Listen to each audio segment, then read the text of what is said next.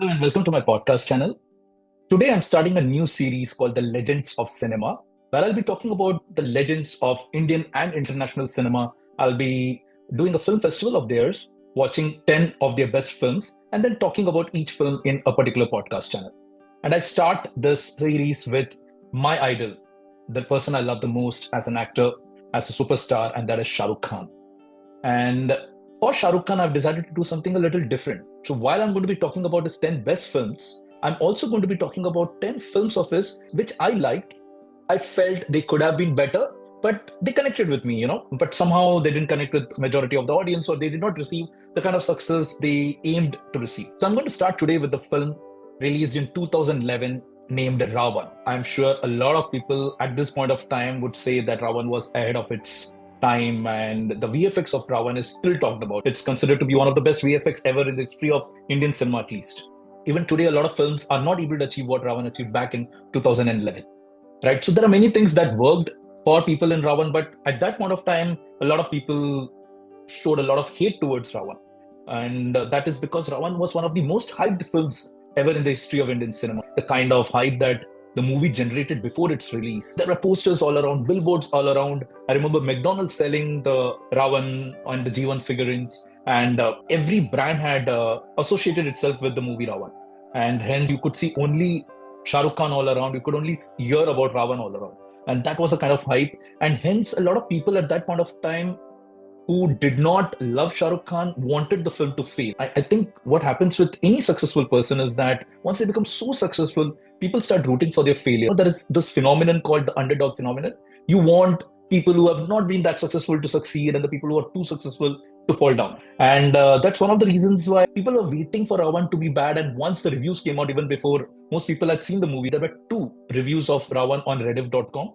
Both the reviews were extremely bad. I started crying. I genuinely started crying because I was very disappointed that this film is being criticized to this extent. And then I watched the film and actually ended up liking it a lot more than what was written about it in the reviews, right? And I think a lot of people who watched the film were like, yeah, it's not as bad as it's being made out to be. But the negative reviews affected the collections, I'm sure, a lot. There are many people who might have wanted to watch the film but did not go to watch. I think the talk around the film became very negative than the film itself. And there were many things in the film that did not work for me also as an audience. And I would say overall, there were portions of the film that could have been much better, and there were portions that really blowed your mind.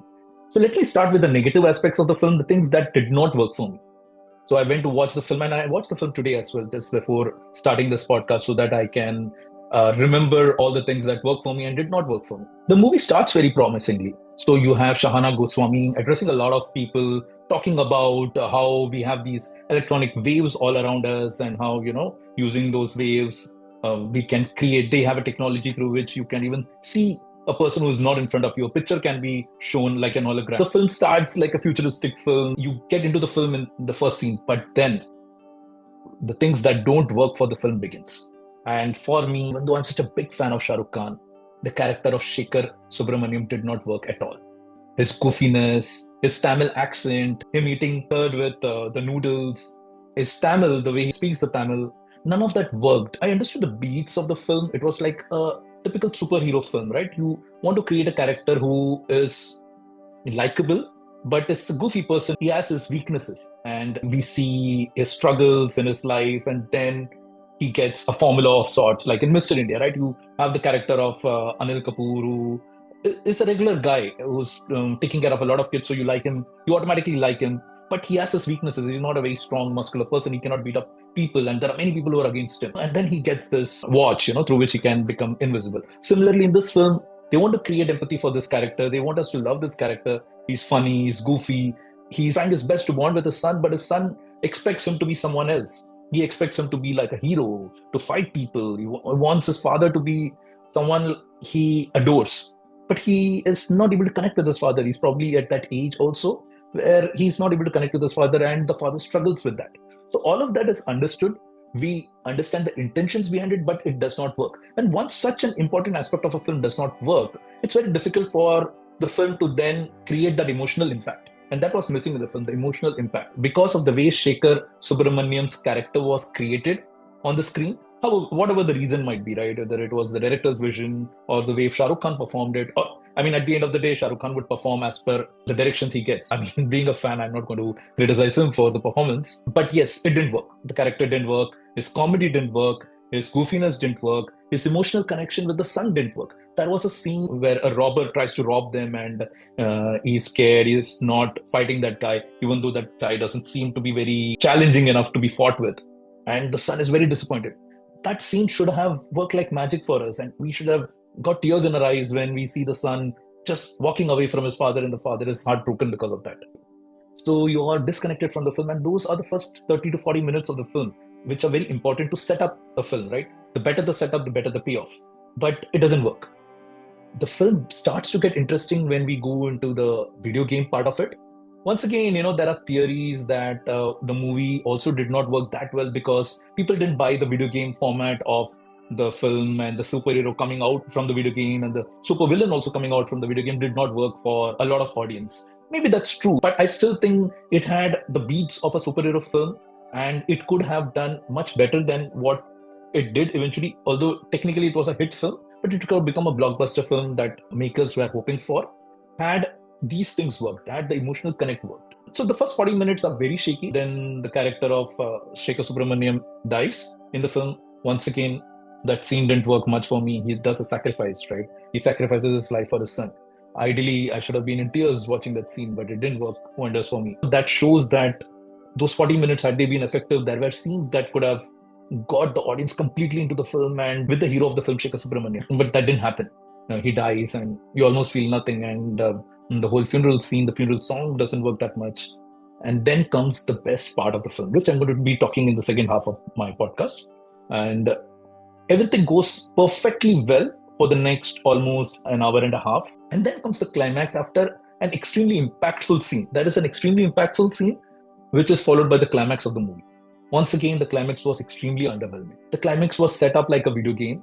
So there are levels, level 1, level 2, level 3. So it's almost like in the real world, you see the characters fighting each other like they would fight inside a video game. But they fight inside the small space. It is almost like a film set. And the fight is a little underwhelming. And then in the climax, in the level 3, there is a twist.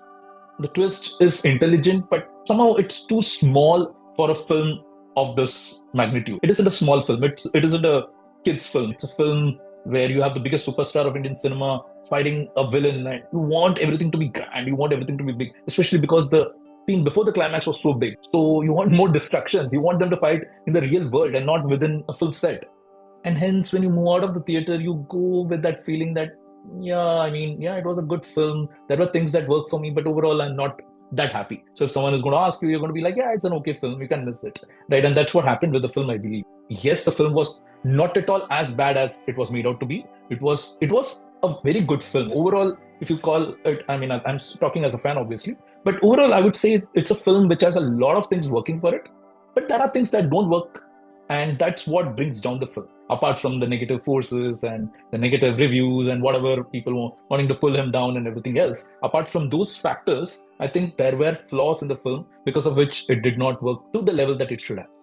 So this is the negative side of it. The positive side, as I said, the movie begins promisingly. And then there are portions in the first 40-45 minutes of the film which are exciting. Whenever you see R.A.One on the video game and him smiling and you get to know his sinister intentions and everything.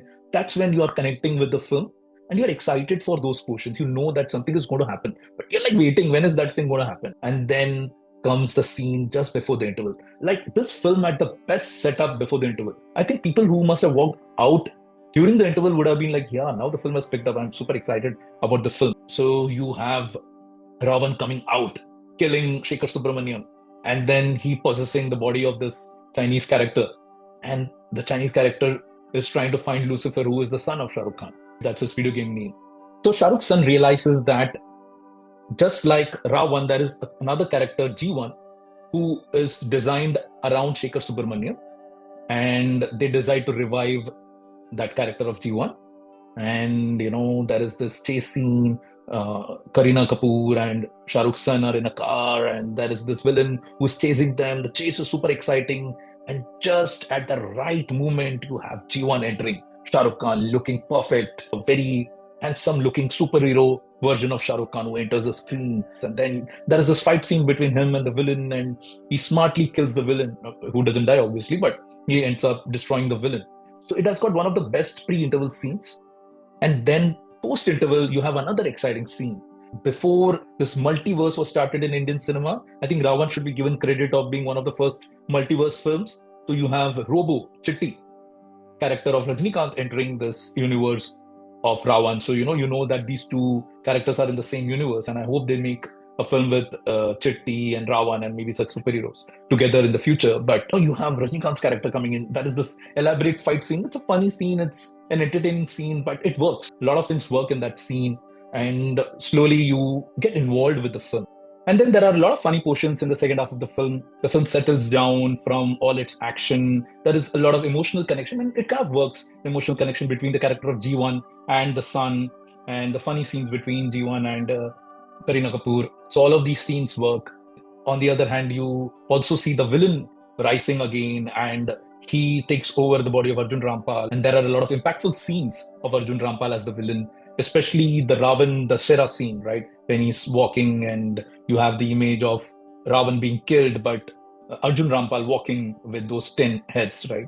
So that's a very impactful scene. And then you have the best moment of the film, Chamak Challo, the song which was such a huge hit. And it's an exciting song, and also the setup of that song, the way it is picturized, and the way Arjun Rampal's character is going to enter into their lives and create chaos, right? So you are kind of waiting for all of those things to happen. So everything is working almost perfectly for the film in the second half. Arjun Rampal's character comes in, he possesses Kareena Kapoor, and then you have the best scene of the film. The best song of the film, the best scene of the film. The song Raftare, which is superb. Like even when you hear it today, it's one of the best songs to be used for such a scene. And the whole scene with that train, and it looks so real. You have all these characters inside the train running continuously without stopping, and the platform, people panicking within the train and outside the train. Shahrukh Khan's character G1 running on top of the train, on the side of the train, doing everything to stop the train. And then the final climax of that scene, when it tears apart the big CST station, the way the scene looks, the production quality of that scene, the VFX in that scene, and you have CST being destroyed. Like, it's one of the biggest monuments of Mumbai, and that monument being destroyed, the train coming out, and G1 stopping the train, and then you see Lord Ganpati who is helping G1 to stop the train. So you have that spiritual angle as well. All of these things work wonders in the second half of the film. This film peaks at this moment. And the only problem with the film is that it's not able to maintain or up the peak. Ideally, the film should have gone even further ahead after this particular scene, after this peak scene. But it becomes flat. The climax, as I have already mentioned, is pretty underwhelming when you compare it to this scene and the second half of the film. So you go out with those mixed feelings, but the things that work for the film work wonderfully. Whether it is the VFX of the film, whether it is the superhero character of G1, the supervillain character of Arjun Rampal, a lot of the action scenes are wonderfully, and the scale of the film in those scenes is wonderful. The songs worked. Almost all the songs are really good. Dildara works really well. As I said, the character of G1 and the son, that's the kind of emotional connection that you are looking between Shekhar and the son as well, but you couldn't get that connection. So the comedy of the film in the second half is much better, but in the first half is really bad. So overall, I think the film had the potential to be one of the biggest blockbusters of Indian cinema. It is sad that it could not reach that level. It still did well, but the scale of the film and the positives of the film should have been complemented even better with the way Shekhar's character was etched on the screen, with the way the comedy in the first half and the emotional scenes in the first half. If those things had worked, I'm sure this film would have been talked about as one of the best films of Indian cinema, because it pushed the roof of VFX. As far as VFX is concerned, it pushed the roof, and it's still one of the best VFX seen in Indian cinema. Maybe we would have seen a lot more films at this film work with groundbreaking VFX and with such futuristic concepts. Unfortunately, that was not to be. Nevertheless, I think for a fan like me and for many other fans, we look at the positives, we watch the film even today, and we enjoy the positives of the film. So I end this podcast with saying that Ra.One is one of the films that I liked of Shahrukh Khan, which didn't do as well as it was expected to be. And I also accept that there were a few flaws in the film, and I wish there were not those flaws, so that the film could have been much better and would have been remembered in a much fondlier manner even today. So that's it from my end for today's podcast. Tomorrow I'll be coming with another Shahrukh Khan film which I loved or I liked, and I felt the film could have been slightly better, but I still considered it to be one of the good films of Shahrukh Khan, which had the potential to be better, both at the box office and with critical acclaim that it got. So thank you again for watching my podcast. See you soon.